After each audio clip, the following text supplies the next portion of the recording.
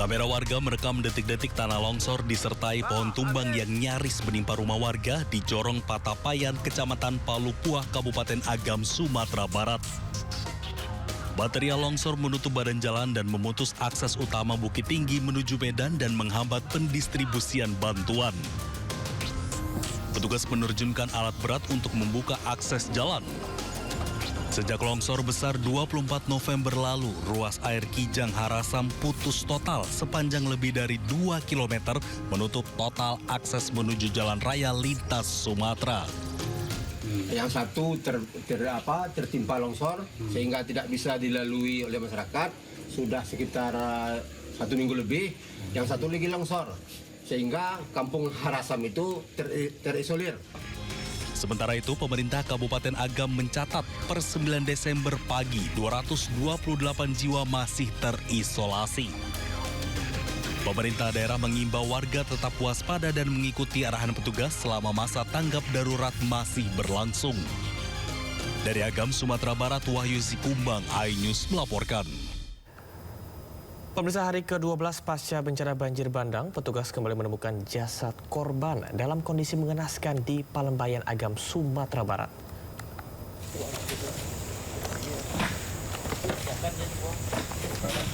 Jasad wanita yang diperkirakan berusia 25 tahun ditemukan di pinggir aliran Sungai Nagari, Kayu Pasak, Palembayan, Agam dalam keadaan terlentang. Medan yang berlumpur dan penuh material sampah membuat petugas sempat kesulitan melakukan evakuasi. Saat ditemukan, kondisi jenazah sulit dikenali. Hingga saat ini, jumlah korban meninggal dunia di Palembayan, Kabupaten Agam sudah mencapai 156 jiwa. Oke, Mas.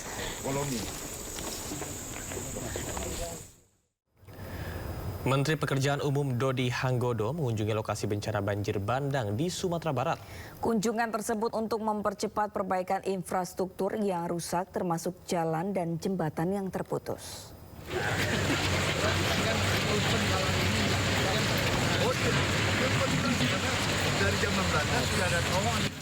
Menteri Pekerjaan Umum Dodi Hanggodo meninjau langsung lokasi terdampak banjir bandang di Lembah Anai, Kabupaten Tanah Datar, Sumatera Barat. Dalam kunjungan tersebut, Menteri Dodi menegaskan bahwa seluruh biaya perbaikan jalan dan jembatan yang rusak akan ditanggung pemerintah pusat. Kebijakan ini merupakan instruksi langsung Presiden Prabowo Subianto untuk memastikan pemulihan akses masyarakat berlangsung tanpa hambatan. Kementerian PU mengusulkan anggaran mencapai 13 triliun rupiah untuk merehabilitasi seluruh infrastruktur rusak di Sumatera Barat. Semua infrastruktur yang terdampak, termasuk jalan, jembatan dan semuanya itu sesuai arahan Pak Presiden Prabowo Subianto akan dikerjakan ulang oleh pemerintah pusat. Kita sudah mengusulkan sekitar 13 triliun. Kita kemarin sudah mengusulkan khusus untuk buat 13 triliun. Nanti itu kan baru usulan lisan ya kemarin ya. Nanti kita bikin usulan tertulis buat Presiden. Langkah cepat pemerintah ini diharapkan mampu mempercepat pemulihan akses dan aktivitas warga sekaligus meminimalisir dampak jangka panjang dari kerusakan infrastruktur. Dari Kabupaten Tanah Datar, Sumatera Barat, Agus Sulistyo, iNews melaporkan. Pemirsa, pasca banjir bandang dan tanah longsor, sejumlah jembatan rusak parah hingga mengganggu aktivitas warga dan membuat distribusi bantuan terhambat.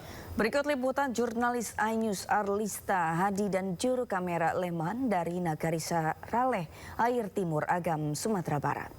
Pemirsa, batu-batu besar yang ada di belakang saya ini sebelumnya adalah rumah, bahkan permukiman warga yang nama desanya adalah Desa Salareh Air Timur yang berada di Kecamatan Palembayan, Kabupaten Agam, Sumatera Barat.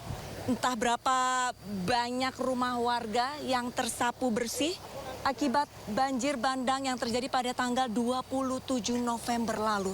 Bahkan saya sendiri, bahkan petugas tidak tahu apakah di bawah tanah ini masih terdapat rumah ataupun jasad yang terkubur oleh lumpur dan bebatuan. Saat ini untuk aliran sungai sendiri normalnya adalah 5-10 meter. Namun akibat banjir jadi meluas kurang lebih sekitar 1 kilometer. Bayangkan yang tadinya sungai hanya selebar 5 meter, meluas dan menyapu ada 2 kampung. Saya ulangi lagi, kalau di sini di tempat saya melaporkan ada 2 kampung yang tersapu banjir. Dan untuk mengetahui bagaimana kondisi dari ini saat ini ada petugas dari TNI yang ingin menyeberang ke desa seberang ataupun kampung seberang karena kami mendapatkan informasi dari terputusnya jembatan di sungai ini. Desa di seberang sana yang bernama desa ataupun Jorong Sabrang Air terisolasi selama 12 hari. Untuk jembatan sendiri kita langsung akan bertanya kepada Komandan Unit SAR Brimob Polda Sumatera Barat, Ibtu Syamer. Baik, Pak Syamer, mau bertanya saya tentang perkembangan pembangunan jembatan ini bagaimana Bapak? Ya Mbak, ini jembatan yang keempat yang telah kita bikin. Yang sebelumnya jembatan ini setelah kita bikin cuma paling lama bertahan 3 hari. Apabila debit air di hulu tinggi, jembatan kita akan tersapu. Jadi ini jembatan keempat yang kita bikin. Terima kasih banyak Pak Samer atas waktunya. Semoga untuk pengerjaan jembatan bisa langsung siang ini sesuai target ya Pak ya. Langsung siap untuk dilewati masyarakat. Baik, terima kasih banyak Pak Samer. Pemirsa, selain pembangunan jembatan, petugas juga masih fokus untuk melakukan pencarian korban. Untuk data sementara kurang lebih ada 240 orang yang menjadi korban dan ada 156 korban meninggal dunia. Dari Kecamatan Palembayan, Kabupaten Agam, Sumatera Barat, Arlista Hadi, Leman melaporkan untuk iNews. Berangkat umroh di tengah bencana, Bupati Aceh Selatan dirumahkan selama 3 bulan. Informasi selengkapnya usai jeda.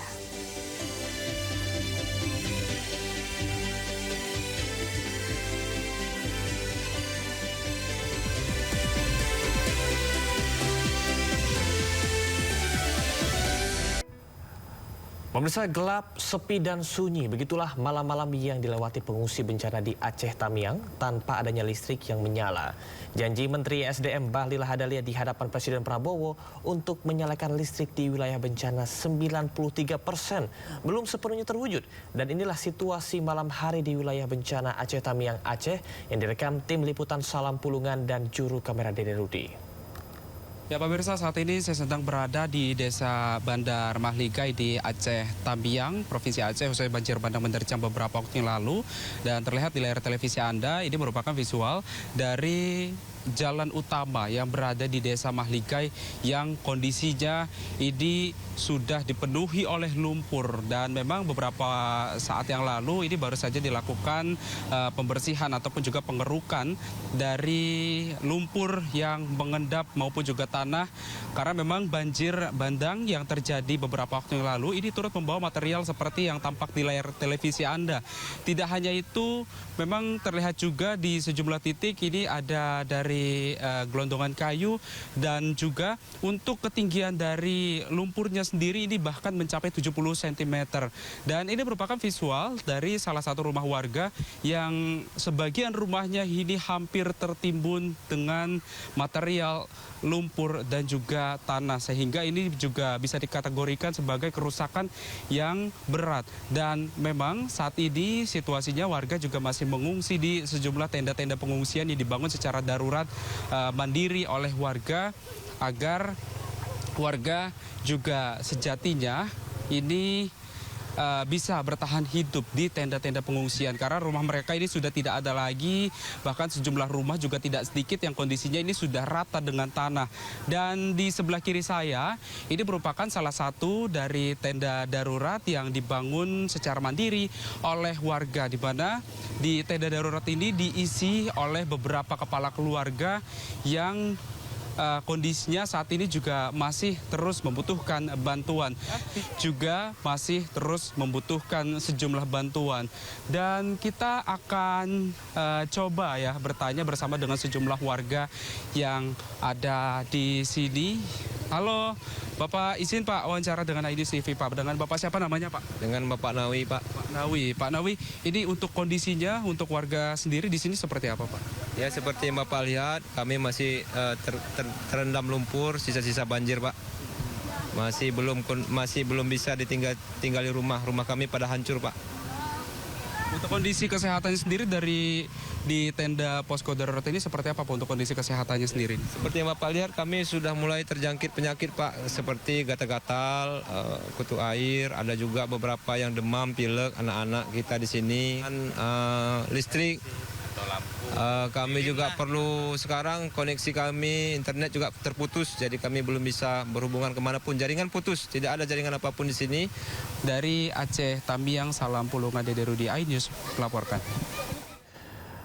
Pemirsa, longsor susulan kembali terjadi di Kabupaten Agam, Sumatera Barat. Ya, akibat longsor tersebut menutup badan jalan dan membuat akses penyaluran bantuan tersendat.